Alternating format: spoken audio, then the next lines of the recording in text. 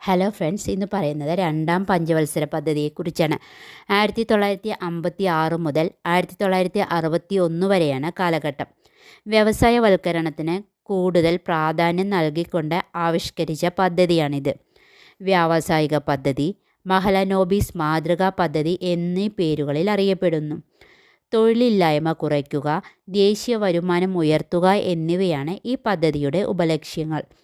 1955 കോൺഗ്രസിൻ്റെ ആവടി സമ്മേളനത്തിൽ അംഗീകരിച്ച സോഷ്യലിസ്റ്റ് സമൂഹത്തെ വാർത്തെടുക്കുക എന്നത് മറ്റൊരു ഉദ്ദേശമാണ്. 4.5% വളർച്ച ലക്ഷ്യം വച്ചെങ്കിലും 4.3% വളർച്ചയെ നേടിയെടുക്കാൻ പറ്റിയുള്ളൂ. ദുർഗാപൂർ, ഭിലായ്, റൂർക്കേല എന്നിവ ഈ രണ്ടാം പഞ്ചവത്സര പദ്ധതി സമയത്ത് സ്ഥാപിക്കപ്പെട്ട ഇരുമ്പുരുക്ക് ശാലകളാണ്. ദുർഗാപൂർ പശ്ചിമ ബംഗാളിൽ ബ്രിട്ടൻ്റെ സഹായത്തോടെയും ഭിലായ് ഛത്തീസ്ഗഡിൽ റഷ്യയുടെ സഹായത്തോടെയും റൂർക്കേല ഒറീസ സംസ്ഥാനത്തിൽ ജർമ്മൻ്റെ സഹായത്തോടെയും സ്ഥാപിച്ചു. ഇനി അടുത്തത് പറയുന്നത് മൂന്നാം പഞ്ചവത്സര പദ്ധതിയെക്കുറിച്ചാണ്. 1961 മുതൽ 66 വരെയാണ് കാലഘട്ടം.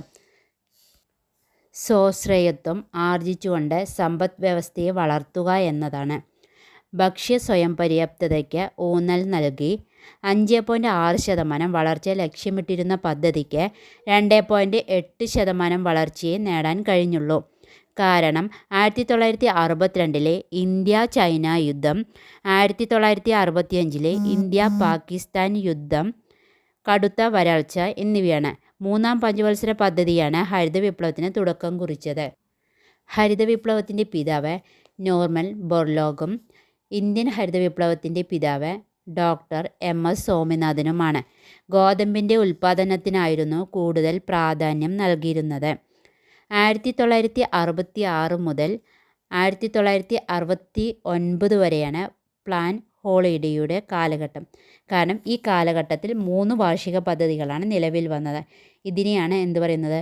പ്ലാൻ ഹോളിഡേ എന്ന് പറയുന്നത്. ഇത് 1969 മുതൽ 1974 വരെയാണ് കാലഘട്ടം. സ്ഥിരതയോടുകൂടിയ വളർച്ച, സ്വാശ്രയത്വം നേടിയെടുക്കുക എന്നതാണ് ലക്ഷ്യം. വ്യവസായ രംഗത്ത് 9%, കാർഷിക രംഗത്ത് 5.6% വളർച്ചാ നിരക്ക് നേടിയെടുത്തു. ദുർബല വിഭാഗങ്ങളുടെ ഉന്നമനത്തിനാണ് ഊന്നൽ നൽകിയത്. ഗാഡ്ഗിൽ മോഡൽ പദ്ധതി എന്നറിയപ്പെടുന്നു.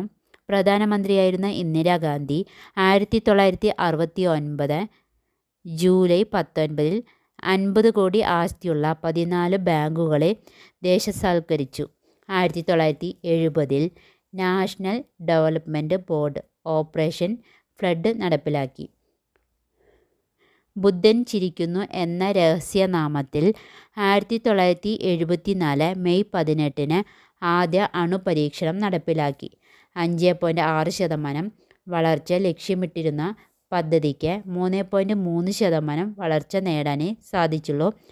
കാരണം 1971 ഇന്ത്യ പാക് യുദ്ധം, ബംഗ്ലാദേശിൽ നിന്നുള്ള അഭയാർത്ഥി പ്രവാഹം എന്നിവയാണ് കാരണം.